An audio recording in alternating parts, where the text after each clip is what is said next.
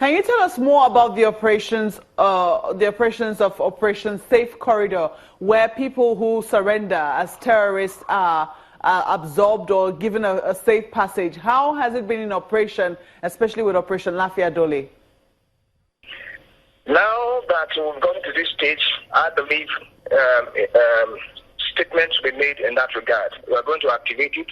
I did hint earlier that the place, the location where we're to conduct the DDR program, that is the Disarmament, Mobilization and Reintegration Program, is ready, and I believe that in the coming weeks that center will be activated fully to ensure that the ones that have so far surrendered to us will start up the program.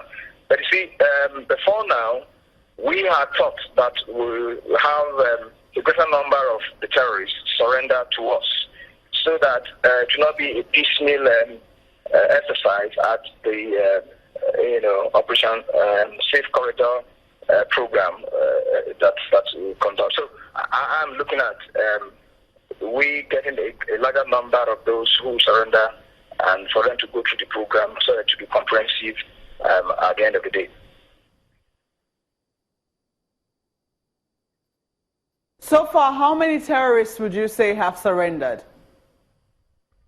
Well, if you don't mind, I wouldn't want to give you that number, but I think we have had a sizable of them that have surrendered. I have been giving, periodic reports on the numbers that have surrendered, and I would like you to do a little work by going to add up those numbers.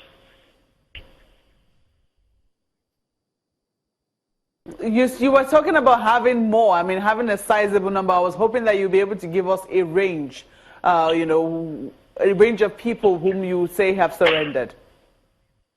Sizable number. Look, of course, you can also agree with me that the video clip that you saw indicated that there are still some, in their fold.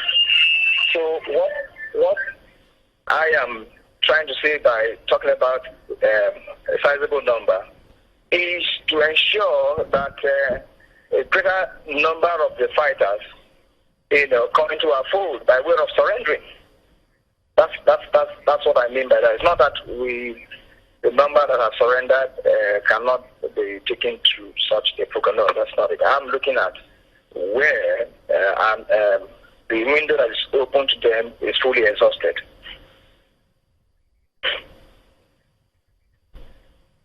In the meantime, how are they being held? Are they just being held prisoners of war, or in what state are they being held? They are held in a camp, and they are well taken care of. We are not working alone. We are working with other stakeholders who, of course, are the same to their condition. And I think so far so good. They were quite satisfied in terms of monitoring how their conditions, how they are being